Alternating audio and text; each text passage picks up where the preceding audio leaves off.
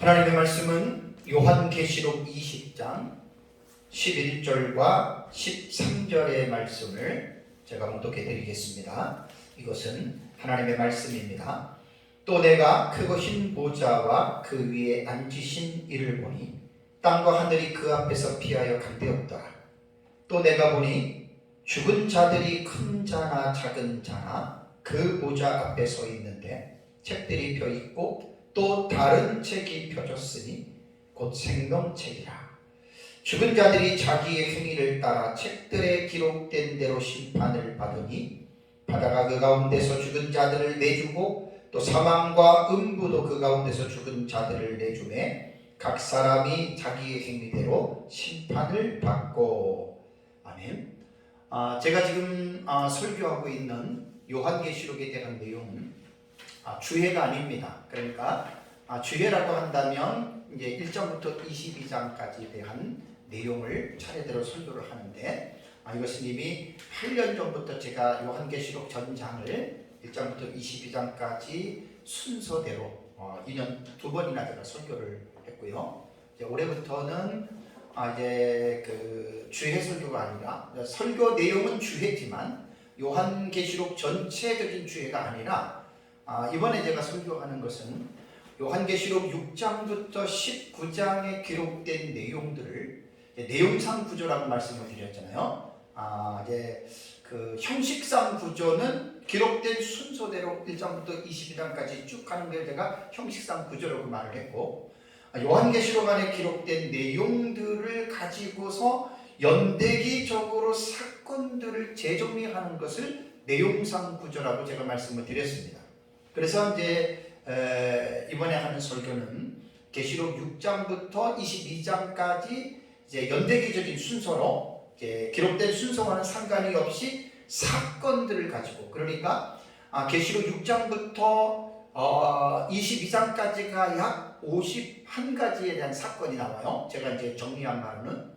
그래서 이제 6장부터 19장까지가 약 44가지의 사건이 나오는데, 그것을 이제 우리 역사적 전천년의 종말론 신학에서는 다니엘서 9장 24절과 27절에 기록된 70일의 계시에 우리는 기초를 둔다고 분명한 신학적인 기저가 있습니다. 그래서 70일의 계시에서 남은 한 일회를 이제 신약시대 중간, 신약시대 전체에 대한 부분들을 이제 생략을 하고 예수님 재림 직전에 한 일회로 본다라고 제가 말씀을 드렸습니다.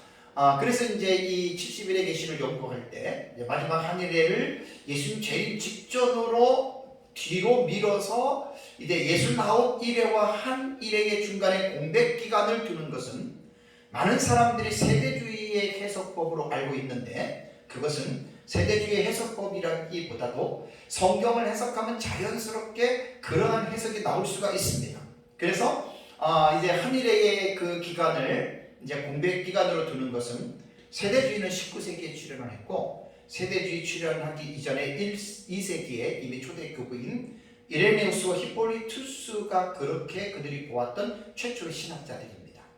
그래서 한 일회에 대한 이 해석법은 상당히 역사적 전천년 입장에서는 중요한 신학적인 책이기 때문에 이제 이 부분에서는 분명한 신학적인 우리는 기저가 있다. 쉽게 말하면 기초가 튼튼한 가운데에 우리 역사적 전천년은 요한계시록을 문자적 해석을 중시하면서 그 다음에 이제 우리는 상징의 해석도 할 것은 하고, 그리고 우리는 미래적 해석법으로 우리는 요한계시록을 보고 있다라고 분명하게 신학적 입장을 밝히고 제가 요한계시록을 지금 설교해 나가고 있습니다.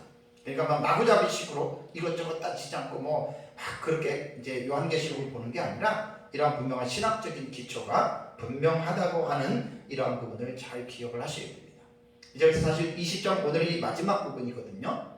이제 요한계시록 20장은 19장에 예수님이 재림하세요. 11절과 21절에 여섯 번째 대접을 쏟을 때 아마겟돈에 임해서 아마겟돈을 심판하시잖아요. 그죠?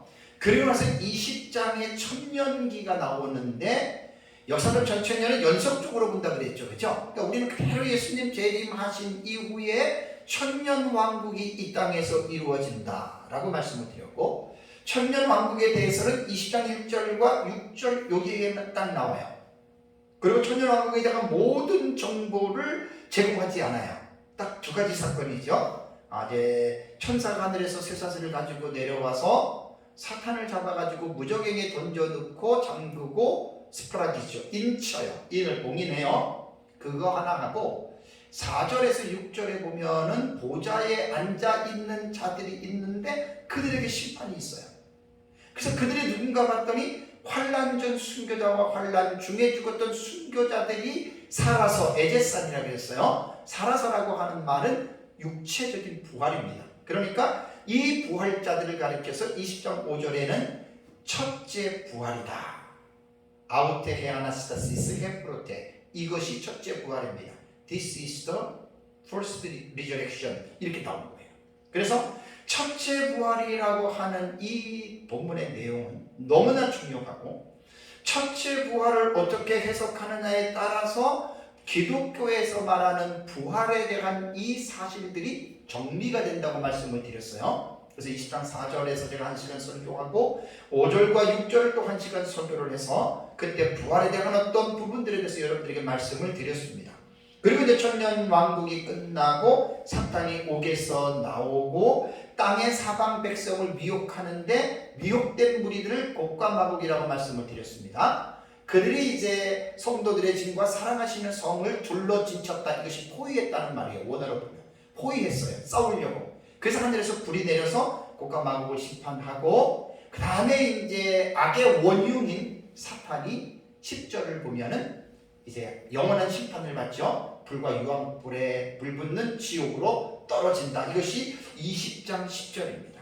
그리고 나서 이제 오늘 오전에는 제가 천지가 사라지고 그 다음에 이제 부활과 변화에 대해서 오전에 말씀을 드리고, 오후에는 크고 힘보자 심판으로서 마지막 심판입니다. 되게 중요한 내용입니다. 그래서 요한계시록 20장에는 정말로 예수님 재림 이후에 일어날 사건들 중에 너무너무 중요한 아주 굵직한 그러한 교리들이 담겨져 있기 때문에 요한계시록 20장에 기록된 내용들에 대한 공부들을 철저하게 하고 있어요. 우리는 기록된 성경이 하나님의 말씀이고 또 성경대로 이 사건이 이루어진다라고 하는 사실을 우리는 분명하게 믿기 때문에 성경에 대한 계시의 말씀을 1차적으로 여러분 잘 이해하고 또 잘 깨달은 대로 믿어야 되고 또 깨달은 대로 살아가는 것이 여러분 이게 기독교입니다. 기독교가 삶을 배제해버리고 믿음만 강조하고 이론적인 지식만 강조한다면 여러분은 진정한 기독교가 아닙니다. 기독교는 행동하는 종교입니다. 그래서 성경을 머리로 읽지 말고 성경을 삶으로 읽어내라라고 제가 여러분들에게 강조하고 있지 않습니까? 그래서 기독교는 행함의 종교지 불교와 같이 깨달음 자체에서만 머무는 종교가 기독교가 아닙니다. 지난주에는 제가 이제 천년왕국이 끝나고 고감하고 심판하고 사탄이 심판받는 부분에 대해서 이제 말씀을 드렸는데, 이제 오늘 제가 오전에 설교할 내용은 11절을 볼까요? 11절을 보니까 또 내가 크고 흰 보좌와 그 위에 앉으신 이를 보니, 그러니까 그 헬라 원문에 보면은 카이에이돌입니다. 주어 동사가 같이 먼저 나오죠. 또 내가 보았다. 사도 요한이 뭘 봤죠? 크고 흰 보좌를 보고 그 위에 앉으신 이를 보았다. 요거는 이제 제가 오후 예배 시간에 그 흰 보좌 심판대에 앉은 이가 누구냐 자세하게 제가 설명을 하고, 오늘 오전에는 이 부분을 설명하려는 게 아니라 그 크고 흰 보좌를 보았는데 그 다음에 나오는 말이 뭐지요? 땅과 하늘이 그 앞에서 피하여 간데 없더라. 이제 금방 우리는 이해하잖아요, 그죠? 그러니까 요한계시록에는 내가 보았다, 또 보았다, 그리고 내가 들었다, 또 그리고 들었다. 에이톤 아쿠사. 들었다, 보았다, 들었다, 보았다가 제가 딱 정리한 거는 67번씩 나와요. 그래서 요한계시록의 내용을 잘 여러분 읽다가 보면 영화에서 볼 수 있는 이게 오버랩이잖아요. 오버랩. 앞에 장면이 끝나기 전에 다른 장면이 오버랩이 돼서 들어와요. 그러면서 또 그 사건이 일어나다가 그 사건이 끝나면서 또 다른 장면이 들어와요. 오버래핑 진행되는 거예요. 그래서 이제 11절에도 보면은 크고 흰 보좌를 보았는데 요한이 느낀 게 뭐냐면 땅과 하늘이 그 보좌 앞에서 피하여 간데 없더라라는 말입니다. 여기서 제가 이제 원문에 들어가서 서기를 좀 해보면 피하여 간데 없더라라고 하는 요 말이요, 이 피하다라고 하는 이 동사가요 퓨고라고 하는 동사예요. 제가 그 계시록 12장 6절 설교할 때 여자가 광야로 도망하네라고 말했을 때 그 퓨고가 도망하다라고 하는 뜻만 있었다고 말한 게 아니에요. 그죠? 그 퓨고에 대한 제가 그때 설교할 때 그 퓨고라고 하는 동사 속에는 사라지다라고 하는 뜻도 있다 그랬어요. 피하다라고 하는 뜻도 있었다 그랬어요. 그래서 계시록 12장 6절에 여자가 광야로 도망갔다 이렇게 말하면 안 돼요. 그는 요한계시록을 번역하는 사람이 계시록의 본 뜻을 몰랐기 때문에 퓨고를 도망하다라고 우리말 성경을 번역을 했는데 제가 볼 때는 잘못 번역한 거예요. 여자가 광야로 피하였거나 혹은 여자가 광야로 사라지다. 그러니까 오늘 11절에도 땅과 하늘이 그 앞에서 피하여라고 하는 말은 사라진 거예요. 여기 퓨고라고 하는 동사만 있는 것이 아니라 간데 없더라라고 하는 이 말이요, 헬라어로 보면은 토포스 우크 휴리테라고 하는 단어거든요.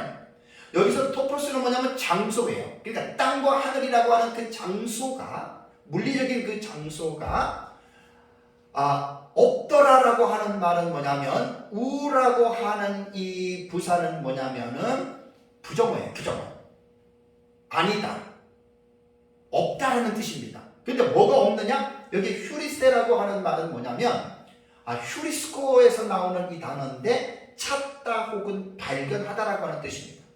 그러니까 정확하게 원문을 보면은 사도 요한이 조금 전까지만 해도 사탄의 심판받을 때만 해도 땅과 하늘이 있었는데 또 다시 카이에이돈 보았을 때에는 크고 흰 보좌를 보았는데 땅과 하늘이 간데 없다는 말이에요. 그래서 원문을 가지고 제가 조금 더 쉽게 이해할 수 있도록 이것을 직역을 한다면 땅과 하늘이 사라진 거예요. 퓨고라고 하는 말이 사라진 거예요. 그리고 우크 휴리세라고 하는 이 동사는 찾아도 찾아볼 수 없다는 거예요. 그냥 피하여 간데 없더라라고 하는 이 말을 제가 원문을 들어서 서기를 조금 더 자세하게 말하면 사라진 겁니다. 그러니까 존재했던 물질 세계인 땅과 하늘이 아무리 찾아봐도 없어요. 그게 우쿠슈리스예요. 그럼 이 사건은 언제 일어나느냐? 그래서 제가 이제 헬라어 같은 경우 나오면 동사의 시 상태를 제가 가끔 가다가 제가 강조해 주잖아요. 이게 뭐냐면 그 휴리세라고 하는 이 단어는요, 휴리스코의 직설법인데 과거에요. 이것이 수동 3인 단수로 나와있어요. 수동태니까 땅과 하늘이 자기들 스스로가 사라진 게 아니에요. 타에 의해서 사라진 거죠. 하나님의 절대적인 주권과 하나님의 섭리와 하나님의 말씀으로 땅과 하늘이 사라졌다. 미래형이니까 앞으로 사라졌죠. 여기 수동 3인 과거니까 이미 요한이 봤을 때 그 시점으로 봤을 때는 이것이 사라진 거예요. 요한이 본 시점으로 볼 때는. 그래서 이제 이것이 수동 3인 단수로 이렇게 나와 있습니다. 그렇다면 우리 역사 전천년 입장에서는 우리 요한계시록에서 사건이 나올 때는 제가 무엇을 생각하라 그랬죠? 이 사건이 언제 일어나느냐? 그래서 성경을 우리가 볼 때 성경은 가장 기본적인 문학적 읽기에서 우리는 육하 원칙을 무시해서는 안 됩니다. 누가 언제 어디서 무엇을 어떻게 왜? 그러니까 이 사건이 일어날 때는 언제 이 사건이 일어나느냐에 대한 이 부분을 생각을 해야 되거든요. 그러니까 19장과 20장의 이 영광성의 문제를 볼 때는 우리 역사적 전천년은 연계를 가지고 19장 다음에 20장 그대로 순서대로 일어난다고 본다 그랬잖아요. 그러니까 여기서 사라져버린 땅과 하늘은 조금 전까지 있었던 천년 왕국의 그 땅과 하늘이 여러분 사라져 없어져서 아무리 찾으려고 해도 찾을 수가 없더라. 우쿠슈리스의 그런 뜻이란 말이에요. 발견하려고 해도 찾으려고 해도 없어요. 없어요. 푸정어예요. 그럼 땅과 하늘에 대한 역사는 여러분 우리가 그 그러니까 창세기 1장 1절의 태초는 물질적인 세계를 창조하실 때의 시작입니다. 요한복음 1장 1절의 태초는 물질 세계를 창조하기 이전의 태초예요. 그러니까 창세기 1장 1절에 태초에 하나님이 천지를 창조하시기 이전의 태초는 하나님만 계시고 영원한 하나님 나라만 존재했어요. 그러다가 하나님께서 언제인지는 모르지만 이 세상의 물질계를 말씀으로 창조하셨다. 그게 창세기 1장 1절이거든요. 자, 그 처음 하는 거 처음 땅을 만들어 놓고 에덴 동산 만들고 창세기 쭉 이해하면 됩니다. 그러면서 노아 시대에 홍수가 나죠. 노아 시대의 홍수로 인해서 지구가 완전히 물에 잠기죠. 그리고 지구가 1년 동안 물에 잠겨 있다가 물이 서서히 빠지잖아요. 그죠? 그때 과학자들은 어떻게 이야기를 하냐면 홍수 이전의 지구의 모습과 홍수 이후의 지구의 모습은 절대로 같지 않다. 그 이유는 하늘이 열리고 땅의 샘들이 열리고 그러니까 막 화산이나 막 이런 것들이 폭발하면서 지구가 엄청난 변형이 있었다는 거예요. 그래서 과학자들은 이것을 뭐라고 이야기를 하냐면 대격변설로 이야기를 합니다. 뭐 과학적인 용어들은 여러 가지가 있죠. 빅뱅 이론이라고 해가지고 빅뱅 시오리 해가지고 대폭발 이론. 이것은 이제 하나님을 믿지 않는 과학자들이 이제 우주의 기원에 대한 우주의 생성에 대해서 말을 할 때에 빅뱅 시오리를 말을 하지만 우리는 그것을 인정하지 않습니다. 우리는 기독교인들은 창조론을 믿기 때문에 하나님께서 말씀하심으로 이 세상이 창조되었다. 우리는 그렇게 믿는 거죠. 그러니까 창세기 1장 1절에 태초에 하나님이 천지를 창조한 것이 노아 시대 때에는 지구 대격변으로 인해서 지구가 변형이 된 거예요. 그래서 지난번에도 말씀을 드렸지만 노아 홍수 시대 이전의 지구는 어떤 육대주가 아니라 땅덩어리는 하나의 어떤 그 하나로 형성되어 있지 않았을까라고 이렇게 생각을 하는데 그것도 저는 일리가 있다고 봅니다. 그러고 나서 이제 예수님 재림 직전에 어떻게 되나요? 우리가 지금 살고 있는 현 지구가 예수님 재림하실 때에는 지구가 세 가지로 갈라집니다. 하늘의 별들이 떨어집니다. 완전히 불바다가 됩니다. 그래서 하늘에 있는 모든 우주에 있는 물질들은 행성들은 그 우주를 만드신 하나님이 지금도 섭리하고 계십니다. 다스리고 계신다는 이야기입니다. 그래서 하나님이 만드신 법칙을 따라서 모든 우주에 있는 행성들은 하나님의 법에 의해서 지금 계속해서 그들을 움직이고 있잖아요. 근데 예수님 재림 때에 이 세상이 심판을 받을 때에는 하늘 전체 우주는 아니지만 일부분의 하늘, 그래서 제가 이제 생각할 때에는 태양계 정도의 하늘은 타격을 입을 수 있다. 저는 그렇게 봅니다. 그리고 지구가 세 갈래로 갈라지니까 지금 있는 지구가 완전히 이거는 폐허입니다. 폐허, 말자체가 불바다가 되니까. 그러니까 그러고 나서 하나님께서 폐허가 된 지구에 어떻게 생명체가 존재할 수 있겠습니까? 못하는 거죠. 그래서 하나님은 부득불 이 세상에서 천년왕국을 이루기 위해서 폐허가 된 세상을 지구를 다시 재창조할 수밖에 없다. 그래서 우리 역사적 전천년은 재창조를 우리는 천년왕국을 믿는데 이사야서 65장 17절에 내가 생하는 것의 땅을 보니 베드로후서 3장 10절에 나오는 10절에서 14절에 나오는 생하는 것의 땅은 우리는 천국의 생하는 것의 땅으로 보는 것이 아니라 천년 왕국으로 새롭게 하나님께서 재단장하시는 리모델링 하시는 그 생하는 것의 땅으로 우리 역사적 전천년 그렇게 봅니다. 이것이 상당히 합리적이고 설득력이 있는 해석입니다. 그리고 계시록 21장과 22장의 새 하늘과 새 땅, 이 새 하늘과 새 땅은 천년왕국이 아닌 천국으로 우리는 해석을 하는 거예요. 여기에 대해서는 다 이 해석을 충분하게 입증할 만한 주경신학적인 입장의 해석을 저는 다 가지고 있습니다. 누가 뭐라 그래도 저는 자신 있게 이 부분을 제가 말씀을 드릴 수가 있습니다. 그러면 여기 지금 나오는 11절에서 땅과 하늘이 그 앞에서 피하여 간데 없다라고 하는 이 땅과 하늘은 지금 우리가 살고 있는 이 지구가 아니라 새롭게 재창조가 된 천년왕국의 땅과 하늘이라는 말입니다. 그것이 사라져서 없어졌다. 자, 그러니까 제가 오늘 설교 제목이 천지의 소멸이라고 했습니다. 소멸은 사라져 없어져 버린 겁니다. 그런데 한 가지 참 재미있는 거는 무천년 종말로는 이 천국을 어떻게 이해하냐면 여호와의 증인하고도 똑같습니다. 이 세상은 소멸되는 게 아니다. 이 세상이 하나님의 심판에 의해서 타격을 받지만 하나님은 이 폐허가 된 이 세상을 새롭게 하나님은 창조할 것이다. 무천년 이렇게 해석하고 여호와의 증인도 이렇게 해석해요. 우리 역사적 전체는 소멸입니다. 여기 보면 아까 제가 말씀을 드렸잖아요. 이 지금 헬라어 원문에 대한 이 부분을 제가 깊이 있게 제가 연구를 한 거예요.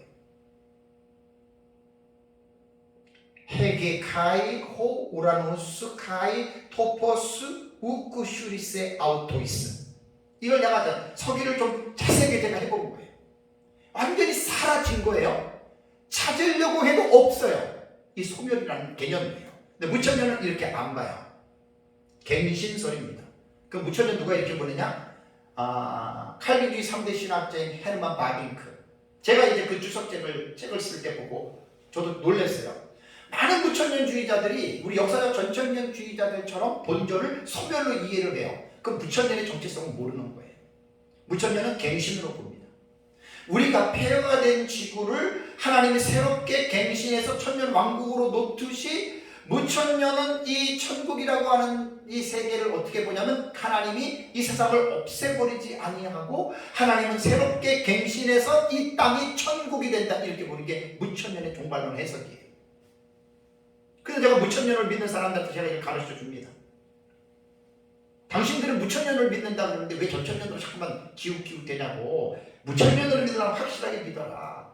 우리는 이 본문에 땅과 하늘이 그 앞에 피하여 간 데가 없다. 우리는 소멸론으로 우리는 본다는 말입니다. 그래서 천지는 반드시 사라진다라고 하는 이것을 여러분들이 기억하셔야 되고, 이제 두 번째로 여러분들에게 오늘 본문을 통해서 나눌 은혜가 뭐냐면 부활과 변화입니다. 12절을 볼까요? 12절을 보니까 또 내가 보니, 자 11절도 또 내가 보니, 12절도 또 내가 보니, 계속 오버래핑 기법이에요. 요 한 개씩. 또 내가 12절에 봤어요. 뭘 봤습니까? 죽은 자들이 큰 자나 작은 자나 그 보좌 앞에 서 있는데 이거를 지금 본 거예요. 요한이. 그렇다면 본문에서 말하는 보좌 앞에, 크고 흰 보좌 앞에 서 있는 죽은 자들은 누구인가에 대한 해석을 해야 되잖아요. 자, 그럼 여기 죽은 자들이 영혼인가 아니면 부활한 육체를 가지고 있는 자들인가? 왜냐하면 20장 5절의 첫째 부활이라고 하는 이 첫째 부활을 무천년은 생존, 그러니까 죽은 자들의 육체적인 부활로 무천년을 해석하는 것이 아니라 중생으로 해석한다 그랬어요. 이거는 순교자들의 부활 뭐 이렇게 또 해가지고 영혼의 부활로 이렇게 해석을 한단 말이에요. 중생으로.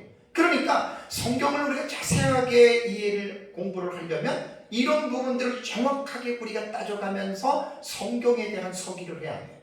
주석을 해야 되는 거예요. 그래서 여기에서 말하는 이 죽은 자들이라는 것은 우리 역사적 전천년은 무천년도 마찬가지입니다. 이 본문은 모두가 동일하게 죽었던 사람들이 육체적인 부활로 이 본문을 여러분 해석을 합니다. 그렇다면 여기서 또 하나 문제가 생깁니다. 풀어야 할 문제가 또 하나 생긴다는 거예요. 여기서 말하는 죽은 자들은 누구냐? 이 죽은 자들, 부활한 이 대상들은 누구냐라고 할 때에는 정확한 답은 5절에서 나온다 그랬죠. 제가 4, 5절 설교할 때 이 부분을 여러분들에게 자세하게 말씀을 드렸습니다. 왜냐하면 5절에 나오는 첫째 부활자들이 누구이냐에 따라서 여기에서 12절에 나오는 죽은 자들의 부활의 대상이 결정이 돼요. 그래서 성경을 해석할 때에는 한 부분을 똑 잘라가지고 그거 가지고 해석을 하면 거의 100% 잘못된 해석을 합니다. 반드시 기본적인 성경 해석은 지금 죽은 자들이라고 부활한 이 말은 전후 문맥을 다 살펴야 돼요. 전후 문맥을 살필 때 가장 근접한 문맥이 어디냐면은 20장 4절과 5절의 문맥이에요. 20장 5절에 그 천년이 차기까지 살지 못하더라 해놓고 이는 첫째 부활이라고 말했는데 5절에서 말하는 첫째 부활 헤아나스타시스 헤프로테 되게 중요한 말이거든요. 첫째 부활자들은 누구냐? 4절을 보면은 나와요. 4절에 대한 해석은 무천년의 해석과 전천년의 해석이 다르고 전천년끼리도 다르고 무천년끼리도 달라요. 우리가 보는 정확한 해석은 뭐냐면 20장 4절을 제가 패러그래프를 A, B, C, D 네 부분으로 제가 구분을 했습니다. 거기에 보면 B와 C 부분에 보면은 순교자들이에요. 근데 순교자들이 순교한 시점이 달라요. 7년 환란이 시작되기 이전에 죽었던 아벨부터의 모든 순교자들을 환란 전의 순교자들이라고 하고 20장 4절 C절에 나오는 환란 중에 당한 순교자들이 있어요. 그러니까 20장 4절과 5절의 첫째 부활자들은 순교자들만 말을 하는 것이지 다른 사람들이 20장 4, 5절에는 들어갈래야 들어갈 수가 없거든요. 그래서 20장 5절에 보면 그 나머지 죽은 자들은 과연 누구인가?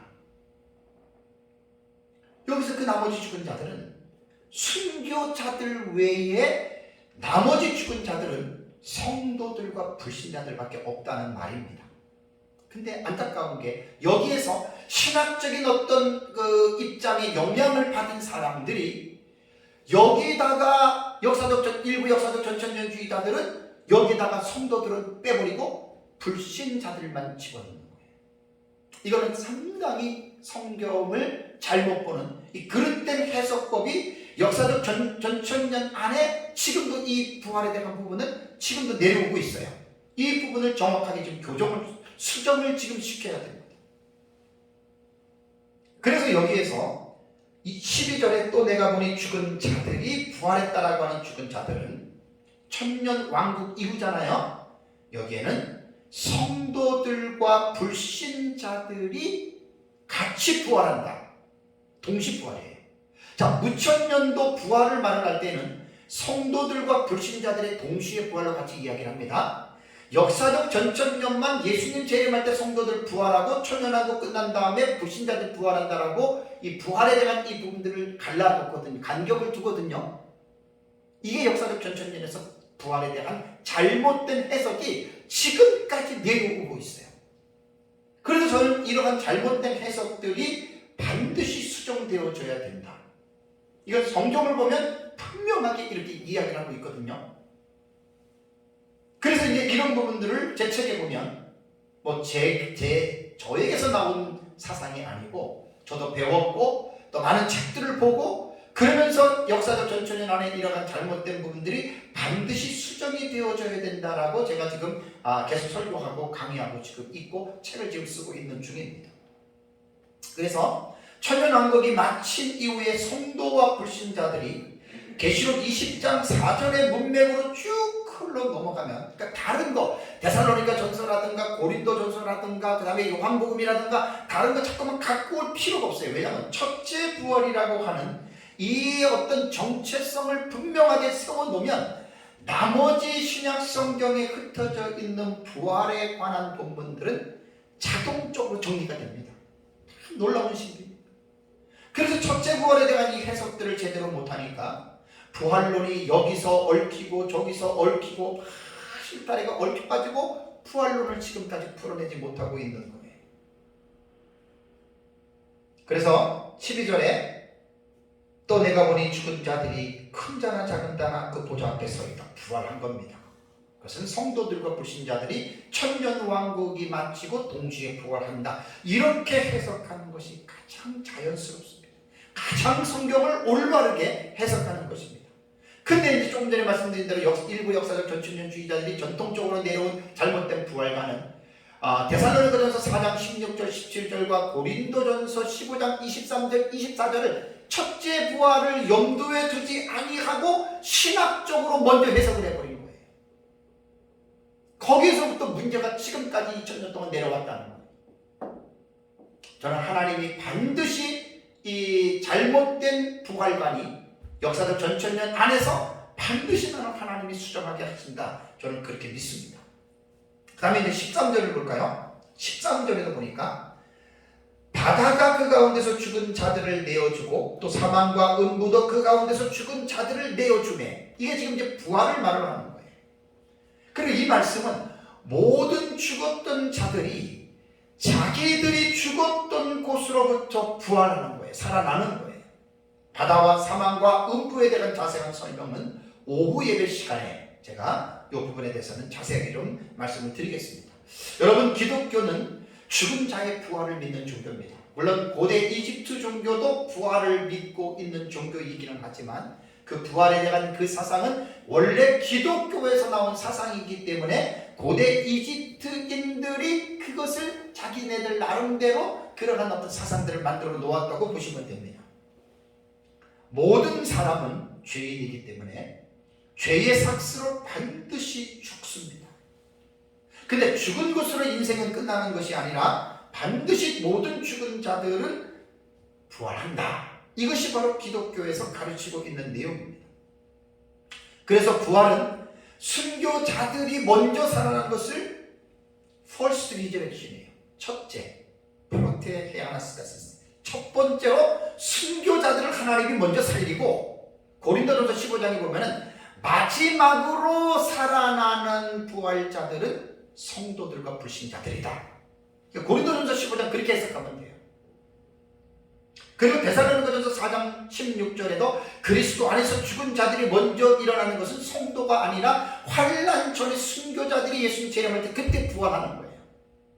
그러면 부활에 대해서 가타부타 왈가왈부할 필요가 없어요. 그냥 그대로 해석하면 딱 그대로 해석이 여러분 됩니다.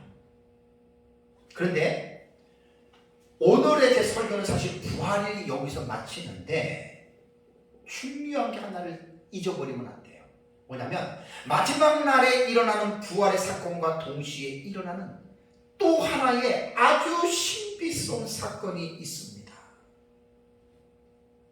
안타깝게도 이것이 뭐냐면 변화인데, 요한계시록에는 변화에 대한 부분에 대한 언급이 없습니다. 이게 참 아쉬운 거예요. 그래서 성경은 어떤 한 책에서의 어떤 내용을 분명하고 깊이 있게 우리가 올바르게 이해하기 위해서는 그 본문이나 그 책에서 모든 해답이 나오는 게 아니에요. 전 성경을 우리가 봐야 돼요.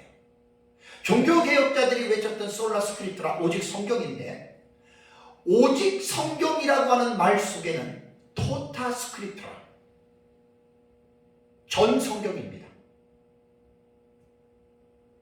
올 바이블입니다. 모든 성경입니다. 전체 성경입니다.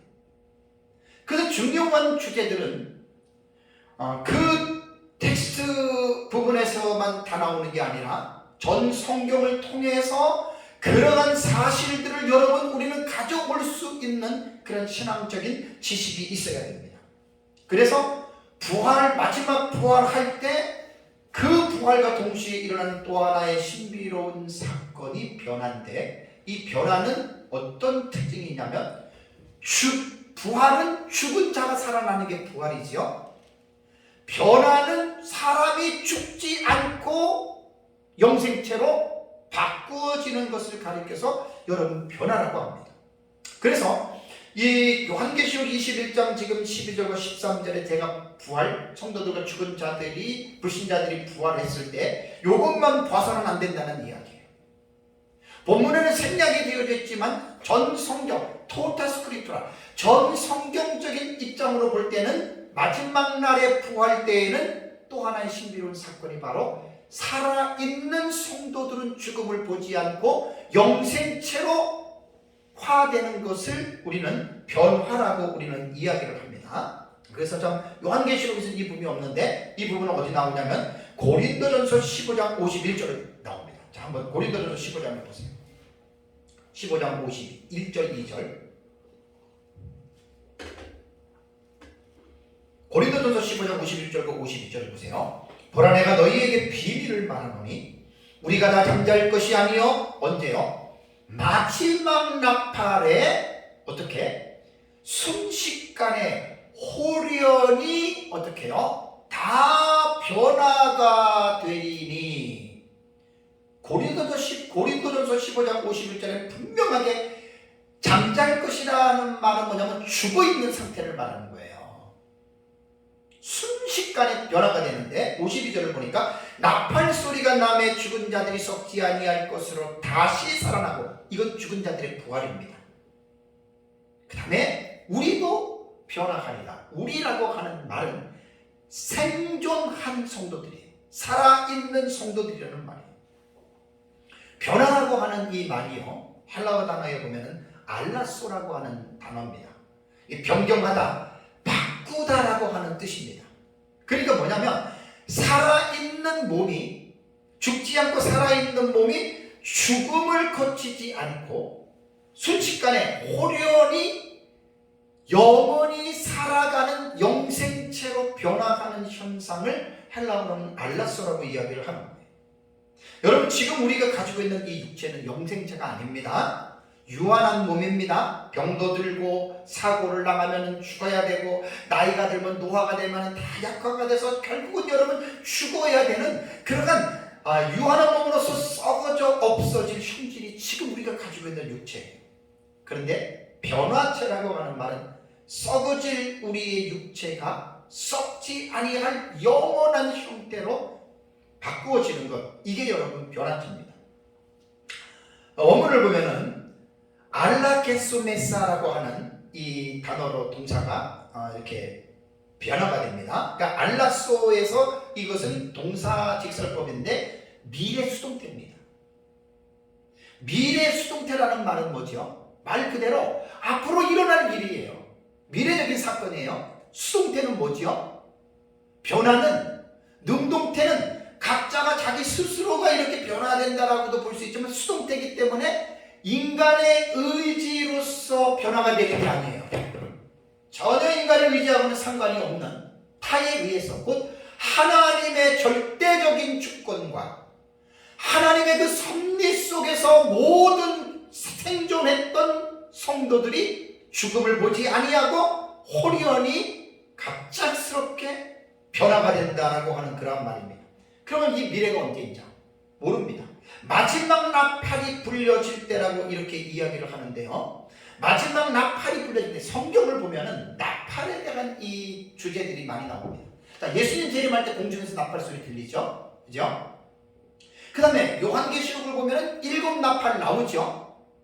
그 다음에 또 고린도전서에 말한 천년왕국이 끝나고 불려지는 마지막 나팔이 있어요. 절대 이 나팔은 다 똑같은 나팔 아닙니다. 시점이 분명하게 다릅니다.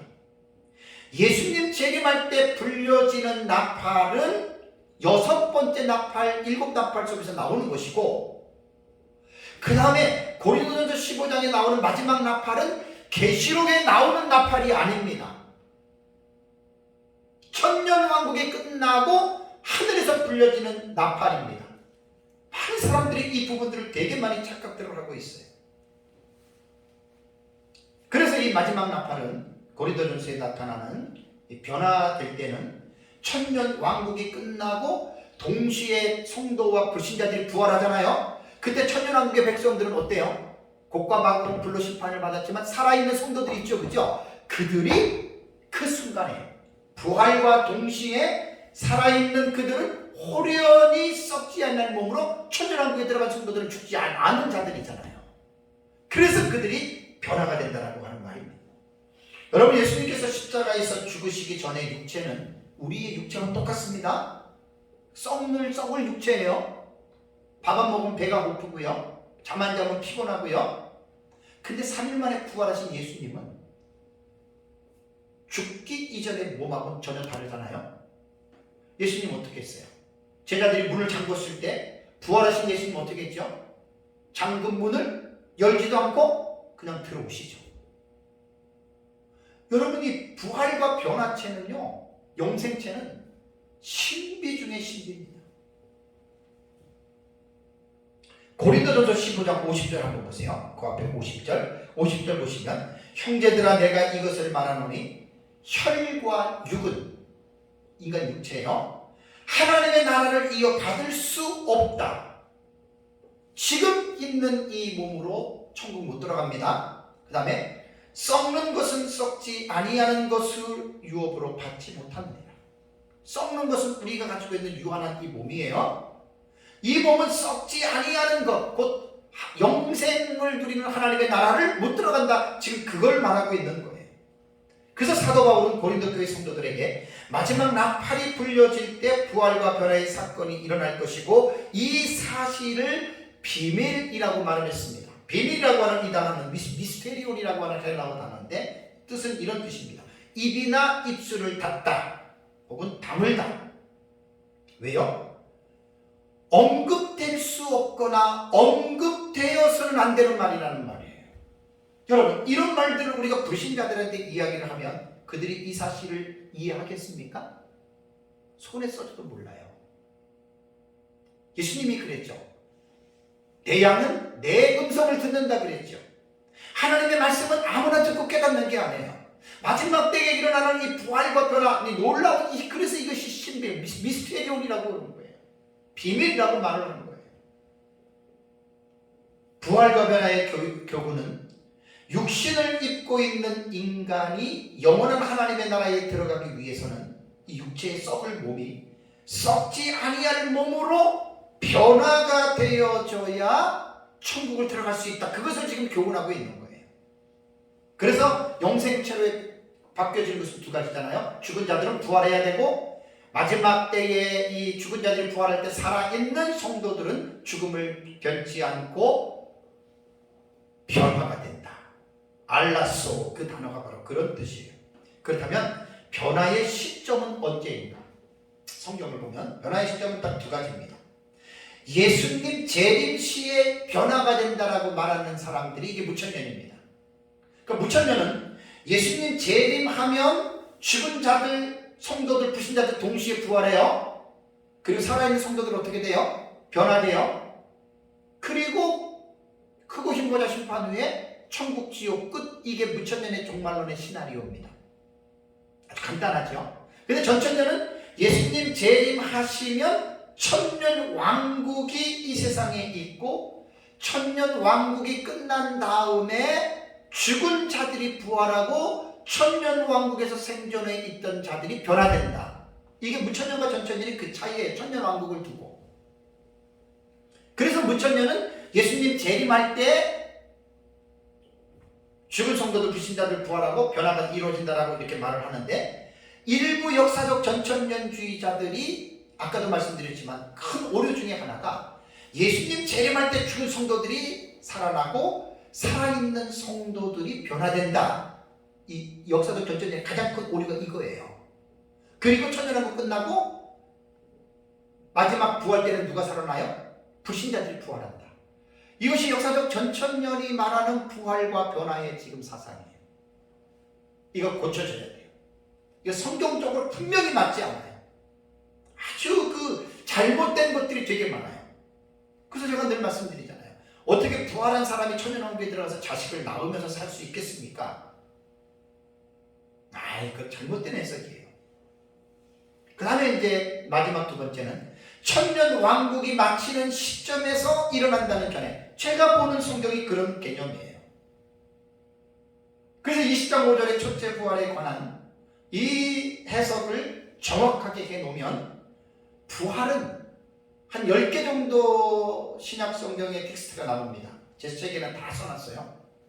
부활에 대한 이 부분은 첫째 부활을 반드시 기점으로 먼저 첫째 부활을 해석을 해놓으면 나머지 부활과 변화에 대한 교리들은 첫째 부활에 의해서 정리가 다 됩니다. 아주 나이스하게 정리가 해석이 딱 됩니다. 전혀 이상하지 않을 정도로 됩니다. 근데 첫째 부활을 먼저 해석하지 않고 데살로니가전서 4장 16절 17절 고린도전서 15장 22, 23절을 먼저 해석을 하면 계시록 20장 4, 5절의 첫째 부활자들에서 여기서 성도들은 빠져버려요. 그게 잘못된 성경의 고찰이라고 하는 말입니다. 그래서 아까 그 고린도전서 15장 51절과 52절을 다시 보세요.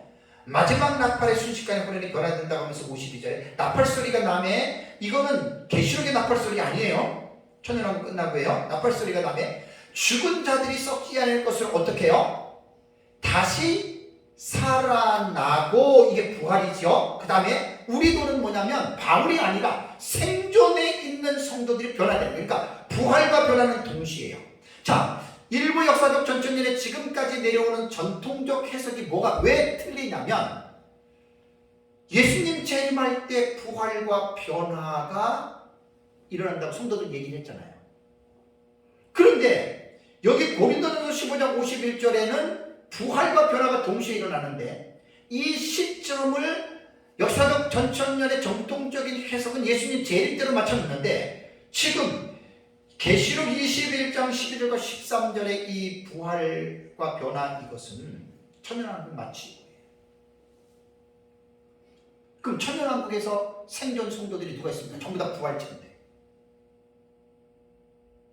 그러니까 이 부분들을 성경을 전체적인 맥락에서 성경을 잘 풀어서 변화에 대한 이 주제를 같이 집어넣어서 성경 전체에 대한 부분을 여러분 이해를 해야 됩니다. 그래서 마지막 나팔이 불려질 때가 언제인가? 우리는 천년왕국의 이후에요. 고린도전서에 나타난 거는. 그래서 여기에서 죽은 성도들, 불신자들, 생존한 성도들이 천년왕국 끝나고 동시에 아까 그 고린도전서 15장 51절 52절은 동시에 부활과 변화가 일어난다.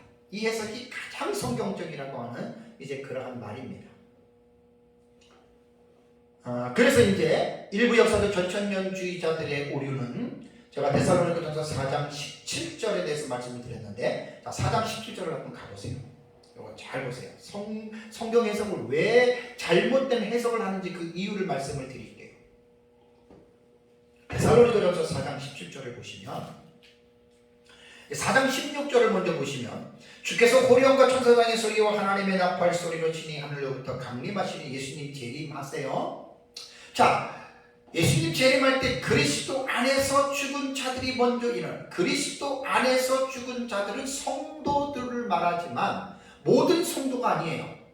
요한계시록에서는 순교자들과 일반 성도들을 분명히 구분한다 그랬어요. 일반 성도들이냐 순교자들이냐, 순교자들이 먼저 일어난다, 이렇게 이 본문을 해석을 꼭 하셔야 돼요.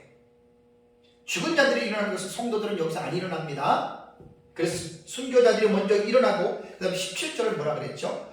그 후에 우리 살아남은 자들도 그랬죠. 생존 성도들이죠. 그 다음에 뭐라 그랬습니까? 그들과 함께 구름 속으로 끌어올려, 이게 휴거란 말이에요. 세대주의자들이 말하는 휴거가 잘못된 것은 환난 전에 교회가 휴거된다, 그것은 잘못된 거지만, 예수님 재림할 때 살아있는 성도들이 공중으로 끌어올라가는 휴거는 성경적이에요. 그 후에 우리 살아남은 자들도 그들과 함께, 그들은 그리스도 안에서 죽은 순교자들만 부활해 예수님 재림 때 그 순교자들과 함께 같이 구름 속으로 그들이 끌어올려진다라고 얘기하는 말입니다. 그럼 여러분 본문을 잘 생각해 보세요.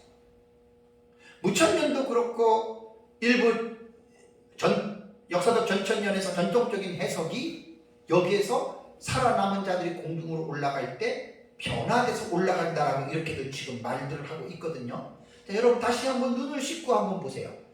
그 후에 우리 살아남은 자들도 그들과 함께 구름 속으로 끌어올려라고 하는 이 말씀 속에 변화라고 하는 단어나 변화라고 하는 의미가 이 속에 있습니까? 없습니까? 아무리 한번 읽어보세요. 몇백 번, 몇천 번을 한번 읽어보세요. 변화가 돼서 그들과 함께 올라갔다는 말이 있어요? 없어요? 없지요. 살아남은 자들이 그냥 올라간 거예요. 왜 여기에서 성경에도 없는 변화를 여기다가 집어넣냐는 말이에요. 예수님 재림 때 죽은 성도들과 살아있는 성도들 변화 안 됩니다. 성경적인 근거가 없습니다. 그러니까 데살로니가전서 4장 17절을 이게 성경적 해석이 아닌 신학적 해석이에요. 오래전에 신학자들이 이렇게 얘기를 했기 때문에 그 신학적 해석을 성경적인 해석으로 다시 살펴보지 아니하고 그 잘못된 신학적 해석을 그냥 물려받아 내려오는 거예요. 이것을 신학의 포로라고 그래요. 전천년이나 무천년이나 다 똑같습니다. 성경을 해석하는 데 있어서 제가 지난번에도 조지레드 박사하고 한정근 교수라든가 이런 분들이 신학자들이 말한 것 속에서 성경을 해석할 때에는 성경적 해석과 신학적 해석이 필요하다.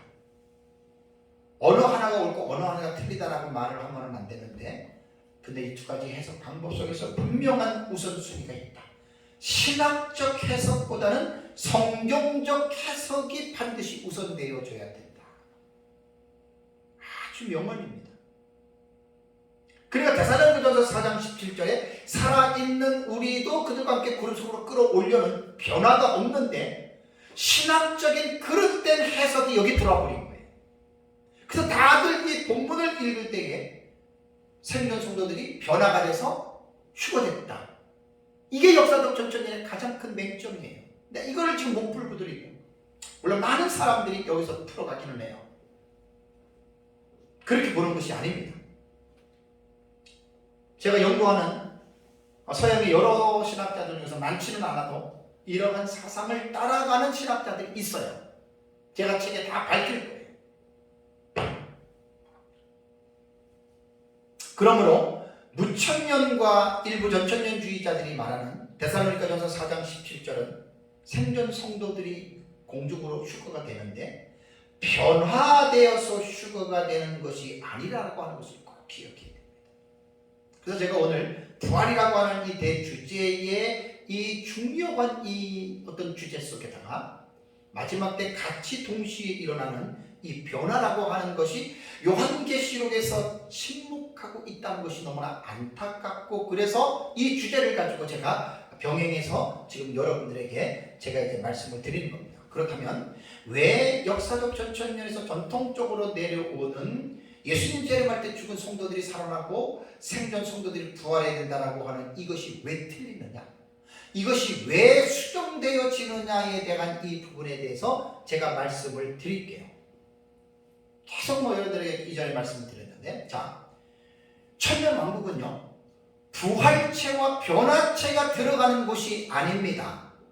자, 부활체가 변화체는 가장 큰 난관이 뭐냐면, 천년왕국에는 자손을 생산하죠, 그죠? 결혼 생활을 통해서 자식을 많이 번식하는 게 천년왕국이에요.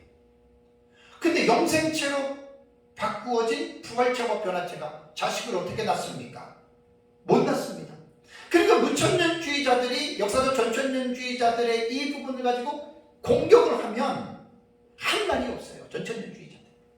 그래서 제가 여러 명의 해외의 주석가들의 주석들을 보고 한국의 주석가들의 주석들을 보면서 깨달은 게 뭐냐면 딱 두 가지로 이 문제에 대한 난관을 해결하려고 하더라고요.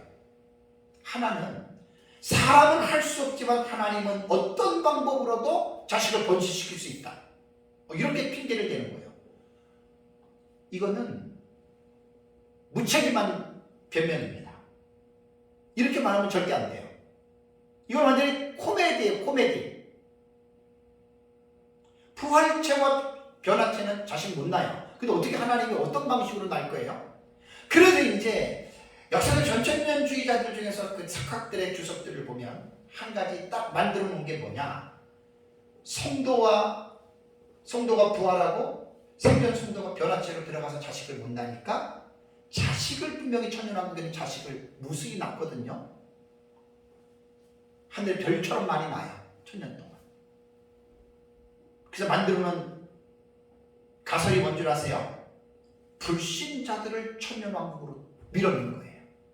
조지레드도 마찬가지고 한정근 박사님도 마찬가지고 아주 유명한 역사적 전천년주의자들이 이렇게 지금 불신자들을 밀어넣는 거예요. 그래서 이제 불신자들이 들어가서 자식을 낳는다. 그러니까 곡과 마곡도 결국은 불신자들의 자손들을 심판할 것이다. 저는요, 만약에 그것이 그렇다면 천년왕국 필요 없습니다. 천년왕국에 불신자들이 들어가서 산다. 여러분, 또 하나의 이게 참 넌센스가 뭐냐면 7번째 대접으로 심판을 받을 때 이 땅에 살아있는 생명체는 다 죽어요. 다 죽어요. 왜 하나님께서 살아있는 성도들을 공중으로 휴거시킨 줄 아세요? 불심판에서 그들을 생명을 살리기 위해서 그들을 휴거시킨 거예요. 불신자들은 땅에서 불에 다 죽었어요. 그 불신자들이 어디서 나와요? 이거 역사적 전천년주의자들이 이거 말 못해요. 그러니까 이 전제가 잘못됐다는 거예요. 예수님 재림할 때 죽은 성도들 부활하고 살아있는 성도들 데살로니가서 4장 17절에 살아있는 채로 공중으로 끌어올려온 거 변화해서 올라간 게 아니란 말이에요. 그냥 본문 그대로 읽으면 그냥 올라간 거예요. 살아있는 몸으로. 그래서 잘못된 신학적 해석이 지금까지 역사적 전천년에 이렇게 내려오기 때문에 성경에 대한 혼란을 야기시킨 것입니다. 이건 말이 안 되는 거예요. 그래서 제가 20장 해석을 지금 상당히 많은 시간에 지금 20장을 설교를 하고 있는데 그 내용을 여러분들이 잘 들어보시면은 첫째 부활 20장 5절을 잘 해석하면 성도와 불신자들의 부활은 천년왕국 끝납니다. 예수님 재림할 때 절대 성도 부활하지 않습니다. 그래서 천년왕국은 누가 들어갑니까? 새 부류의 이긴 성도들이 있죠, 그죠? 그들이 육체를 입고 들어가서 자식을 낳고 사는 거예요. 그러면 두 부류의 순교자들은 부활자로서, 첫째 부활자로서 그들은 왕노릇 한다 그랬잖아요. 그런 차이예요. 사랑하는 성도 여러분, 마지막 날에 이루어질 부활과 변화. 우리 교회는, 기독교인들은 이 소망을 갖고 살아요. 어차피 우리는 세상에서 한번 죽습니다. 어차피 죽습니다. 근데 죽어도 우리에게는 어떤 소망이 있냐면 죽음이 끝이 아니라 마지막 날에 우리는 다시 살아난다. 이게 부활이에요. 그리고 마지막 날까지 생존한 성도들은 죽음을 보지 아니하고 변화. 중국말은 비엔화입니다. 비엔화, 변화. 이 소망이란 말이에요. 그리스도인들은. 그래서 이런 부활에 대한 이 신앙을 가지고 있는 성도들은, 순교자들이 왜 죽음을 두려워하지 않고 죽음을 맞이하는 줄 아십니까? 바로 이 부활에 대한 소망이 있기 때문에 우리는 부활을, 죽음을 우리는 무서워하지 않는 거예요. 제가 어제 탈북민들을 대상으로 학교를 하고 목회하는 권사님하고 집사님한테 제가 이제 보내주셨는데 안 보셨으면 꼭 보셔야 됩니다. 거기에 보면은 북한 가정교회에서 미국으로 온 성도가, 연결연결해서 온 성도가 그 목사님을 만나서 뭐라고 얘기를 했냐면, 하나님, 북한에서 믿는 하나님과 남한에서 믿는 하나님은 다른 하나님인 것 같아요. 왜 그러냐라고 얘기를 했더니 하나의 실화를 소개해 줬습니다. 거기는 가정교회니까 대놓고 예수 못 믿고 3, 4, 5 이웃끼리 전도해가지고 전도 믿으면 자기네들끼리 모여가지고 산이나 굴에 들어가서 예배를 드려요. 한 사람이 성경의 말씀을 가지고 전해주면 그걸 가지고 받아들이거든요.